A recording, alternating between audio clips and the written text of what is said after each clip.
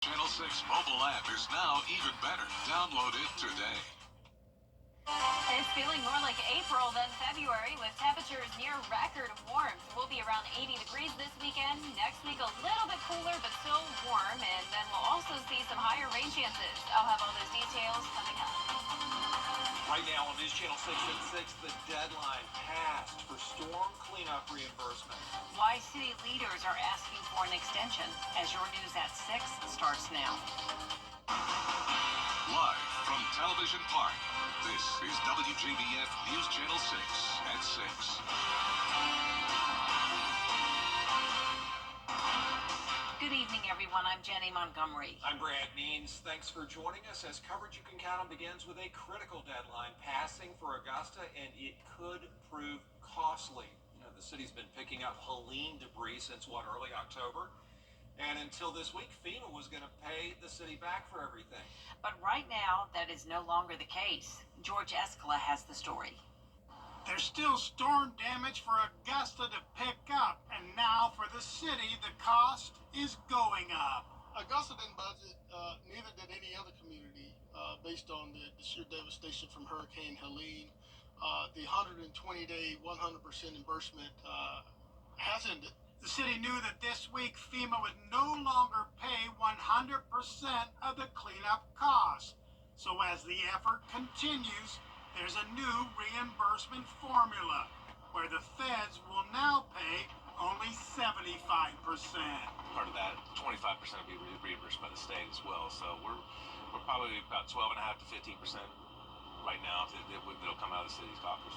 While FEMA still pays the lion's share and their state help, the city is now facing paying 15 cents on the dollar for this massive cleanup operation.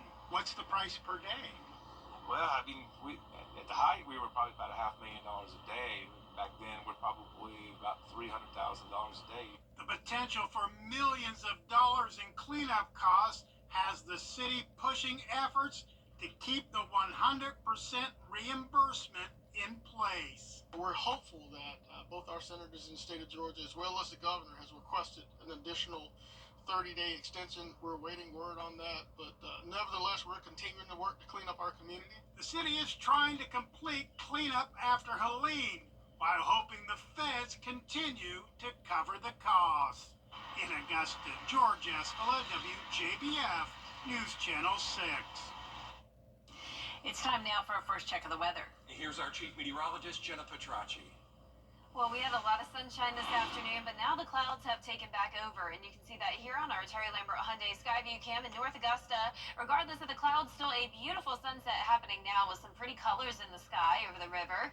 We had a little bit of rain today, actually, just under 1/10 of an inch. Low of 47 degrees, putting us 10 degrees above average, and our high today was well above our average of 62. We made it all the way into the upper 70s here in town, and notice the entire CSRA is at least a few degrees warmer than it was this time yesterday, and especially on the South Carolina side of the river, temperatures are up to 12 degrees warmer in Bamberg. So right now we're still seeing a lot of 70s, 70 in Barnwell, 73 in Allendale. Augusta now falling into the upper 60s, same thing in Aiken. Bamberg, you're still sitting at 74 though. Gibson at 68 and 73 in Waynesboro. Dew points are pretty high, around 60, so feeling a bit muggy at times, and winds are coming in from the southwest, bringing in all the warm air and moisture. We're seeing those sustained winds only up to around 8 miles per hour, and the gusts currently up to around 18, so not as breezy as it was just a few hours ago. And we have some isolated showers here in Washington and Jefferson County. Other than that, it is dry and just mostly cloudy. Zooming out here, all of the two-state is seeing some cloud cover and just a little bit of this rain stretching from our area down towards Mississippi. But other than that, it is dry. We have a weak cold front to the north of us. Our evening planner is showing temperatures dipping down into the upper 60s the rest of this evening, and looking ahead, you can see those isolated shower chances each day in the forecast as we get right towards the 80-degree mark Saturday and Sunday, which is near record warmth. I'll have more details on the temperatures and our bigger rain chances next week coming up, but back to you. The city of Washington, Georgia, under a 24-hour boil water advisory. That's after a water leak happened this morning off Highway 44 on Greensboro Road. News Channel 6's Graham Lee, live now in beautiful Wilkes County with the latest for us. Graham. Well, Brad, things are so much more quiet now and a lot more back to normal. But early this morning, a chaotic situation with that water leak that happened here at the Burt Lumber Company. Let's take a look at this video we got from the fire department here in Washington. Workers and city officials say the water leak was caused by an old hydrant that broke close to 4 o'clock this morning after one of the joints unexpectedly failed. But Mayor Bruce Bailey tells me work crews were able to fix the lines within 45 minutes of the first phone call. But just to be safe, city leaders have decided to issue a boil water advisory that will be in effect for the next 24 hours. The mayor says they're also doing this to protect the pipes, which stretch across miles around the city. We've got somewhere roughly 100 plus miles of pipes, both sewer and water. So these are old pipes, and we're working diligently to upgrade our infrastructure and make sure our systems are up. So it's just going to take time, and little incidences like this are going to occur. So city officials are also urging residents to avoid this part of the city if possible, and also make sure to conserve their water because the water levels aren't at a stable level at this time. So they're encouraging residents to do that as well. They'll provide more updates online as the evening continues, and you can count on us to do the same. Live in Washington, Graham Lee, WJBF, News Channel 6. Graham, thanks for that live report. Happening now, a road construction project meeting in Augusta. The meeting's at the municipal building. Renderings of the downtown Augusta project are being presented to the public. The meeting goes on tonight until 8 o'clock. 2 people are accused in a deadly shooting in Augusta. 19-year-old Kader Oliver and 21-year-old Madison Lewis Jr. are charged with murder. They're accused of shooting 19-year-old Damian Patrick at the Family Dollar off Laney Walker Boulevard. It happened yesterday afternoon. That young victim died at the hospital. A deadly shooting investigation is underway in Aiken County. It happened last night at Springside Apartments off University Parkway. 25-year-old Tevin Jackson was found dead inside a vehicle. Officers say he had been shot several times. No word of a suspect.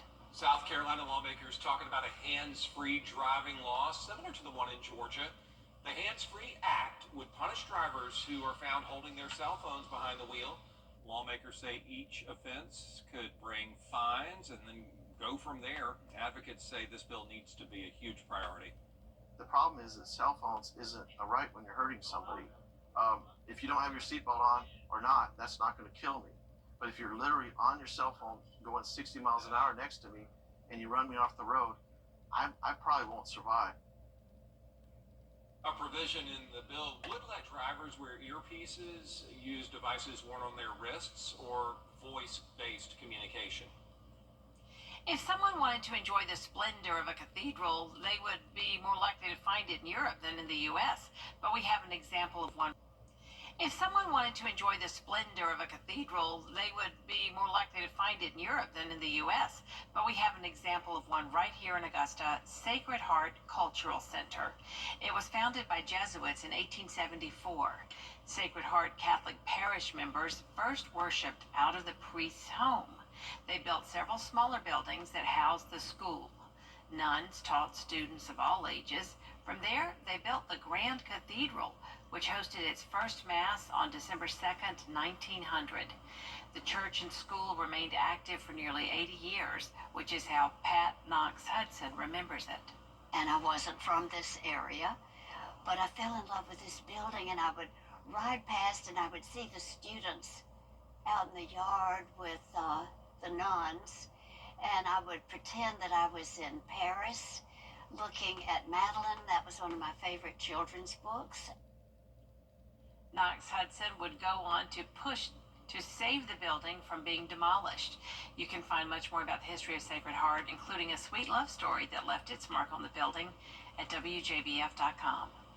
Coming up, the latest on the deadly plane crash on the Potomac. What lawmakers learned at a hearing with the NTSB today.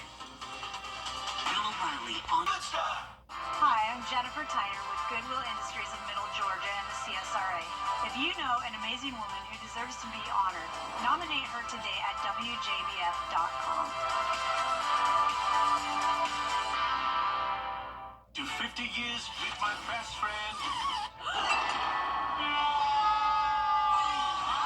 Quick, the quicker picker-upper. Bounty absorbs spills like a sponge and is 2 times more absorbent, so you can use less. Bounty, the quicker picker. When you really need to sleep. Our Our chief meteorologist Jennifer Tracci back with us now. Well, it's feeling like spring here in the southeast, but around half the country is definitely still feeling like winter with temperatures currently in the teens. Now, the question is, will we have cooler winter-like temperatures next week? I'll have a look at that after this break. Do you really know what you're... You can't always choose the weather, but you can choose your weather app. Go with the most accurate and most trusted, the Live 5 to 6 mobile app. Download it today. Now, your most accurate forecast with WJBF Live 5 for 6. Welcome back. Yesterday, I visited SAIL, School for Arts and Fused Learning over in Evans, and I spoke with this great group of 4th grade students, and it was my second year in a row visiting SAIL. Always a wonderful time, so thank you so much for having me again, and I hope to come back for a 3rd time next year. Right now on our Terry Lambert Hyundai Skyview cam, we've been talking about the warm temperatures a lot, so I do want to show you this beautiful view of the beach. The sun just went down here over at St. Pete Beach in Florida, and here in the CSRA, our temperatures are pretty mild. Upper 60s, winds are light, dew points are in the upper 50s, and around the CSRA, we're seeing a mix of upper 60s through low 70s, so it is warmer in our southernmost counties. Wrightsville, you're at 72, 74 is our warmest spot in Sylvania, and our coolest spot is Washington and Aiken, and even Gibson at 67. So we do have this cold front to the north of us, and in our area, just a few sprinkles here and there, some cloud cover, but the majority of the rain is focused well to the north of us around Indiana and Kentucky. Behind that front, we have the subtropical jet stream well to the north of us, and of course the polar jet stream also well to the north, so that means record warmth continues across the southeast for the rest of this week. For your Friday morning, we're starting out in the upper 50s, then climbing into the upper 70s in the afternoon, a partly cloudy day, and pretty consistent weather as we head into the weekend. It will be a great weekend for any outdoor activities. Enjoy the warmth while it lasts, because remember, it is still winter, so at any point we could cool down again, but going with 80 both Saturday and Sunday, which puts us just 1 degree shy of our record high for both of those days, which is 81. So I do think there's the possibility we may end up even tying that record. In our futurecast tonight is still showing that southwest wind with cloud cover.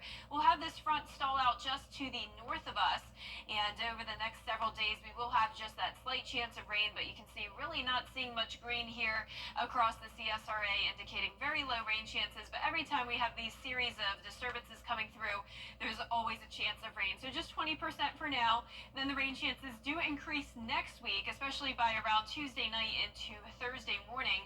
But a lot of the rain next week does look to be pretty light for our area. So as of now, the potential rainfall over the next week is just around an inch. Though notice this batch of heavier rain is very close to our area, so it's possible that this could move a little bit further down towards the south, and we could be watching for maybe 2 to 3 inches of rain. But as of now, around an inch of rain next week with cloudy skies, and because of the clouds, it naturally will be a bit cooler, going down to the upper 60s Monday and Tuesday. But then it looks like we will start to warm back into those low to even mid 70s by the end of next week. Now our highs tomorrow will be just shy of 80 degrees. Some of us getting to 80 though, and lows tomorrow will be in the upper 50s through low 60s. That 10-day forecast is showing a beautiful warm weekend, and then next week it will be mostly cloudy Monday through Wednesday with those high rain chances. Valentine's Day also has a pretty good chance of rain in the forecast, and it will be a warm holiday, high of 70 degrees. Great timing to win a Viper 6 umbrella. Today's winner is Sarah Hammond from Allendale. Sarah, you can pick up your umbrella here at the station and sign up to win yours on WJBF.com. Joan, thank you. Coming up, USC Aiken and Augusta going head-to-head in a Peach Belt Conference matchup on Saturday. Hear from both coaches on how they're getting set for the big matchup in sports. Molly leading.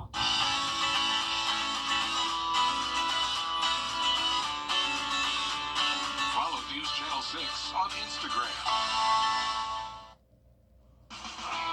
Now, WJBF sports coverage you can count on. The Augusta-USC Aiken rivalry returns to the court as the Jaguars host the Pacers on Saturday in a pivotal Peach Belt Conference matchup. Last time these two teams met back in January, USC Aiken dominated Augusta 84-49. Senior Jalen McCoy paced the Pacers with 18 points in that one, and with a similar performance Saturday, he could become the most prolific scorer in school history. McCoy needs 22 points to beat the career scoring record set by his former teammate Tariq Horn last year. USC Aiken coach Mark Vanderslice knows the record is there, but more than that, the potential for a down-to-the-wire finish in this rivalry game. It's a healthy rivalry against, I think, two great programs, and there's two programs that see this as a high energy, a high effort, and a high focus opportunity.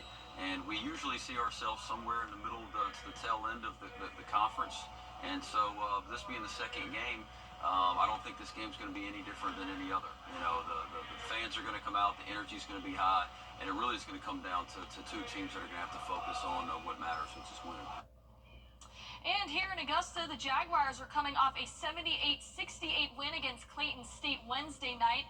Now, after being down 41-32 at halftime, John St. Germain scored all 22 points in the second half, while Dimitri Gardner had 20 points of his own with 6 rebounds. With that, the Jaguars dominated the glass 42-35, and now they turn the attention to the Pacers. Both teams have identical 14-6 overall records. Augusta now trying to seek some revenge, this time on their home court. You know, they kicked us on the glass, like Clayton just did in the first half. So, you know, they beat us. We give them all the credit in the world. We look forward to the challenge on Saturday night. If we don't get open, we can't move the ball. We can't move the ball, we can't drive it. We can't move the ball inside. So we've got to rebound the ball and get open. And tomorrow morning at 7 o'clock, there'll be a killer film session. Tip-off set for 7:30 p.m. at Kristen Berry Fieldhouse. And in women's hoops, the second-ranked South Carolina Gamecocks make the trip to Athens to take on the Georgia Bulldogs. The Gamecocks are coming off an 83-66 victory over Auburn, and now they'll look to carry that momentum into tonight's matchup with the Lady Bulldogs. Now, defensively, the Gamecocks, they average 6 block shots per game, while on offense, they're 41 points per game in the paint. That is the 4th best in the nation. South Carolina currently on an 18-game win streak against Georgia. Meanwhile, the Lady Dogs are 9-14 on the season. They're looking to snap a 6-game losing skid. The game tipped off at 6 o'clock. We'll have those post-game recap highlights and reaction in the 10 and 11. Sounds great, Gianna. Thank you. Thank you. We'll be right back. Accidents can happen. Attorney John Foy Associates. A warm end to this first week of February with temperatures near 80 degrees in the afternoon, partly cloudy with slight rain chances, then higher rain chances, and slightly cooler next week. Applebee's is bringing back a popular promotion again this year. Date night passes are returning. You might remember last year when they sold out in just seconds. Well, this year will be a little different. The pass will give customers a $50 discount on food and non-alcoholic drinks 12 times over the next year. For a chance to get one, you have to be a Club Applebee's member and register online by the end of next Wednesday. Very popular promotion, very catchy song. You know, I've never heard of that. I've heard of the song, of course. Yeah. And I know of Applebee's, but I've never heard of the date night passes. Yeah, I've never heard of that either. Definitely something very unique, especially right before Valentine's Day, obviously. Yep. I love some Applebee's. I love it so much. Great food, people there are kind, all the customers are cool. So yeah, let's get into that contest and win $50 this year. That is our report for now. We appreciate you watching. We're back at 7 after World News Tonight. And then we will see you again for News Channel 6 at 11. Have a great night.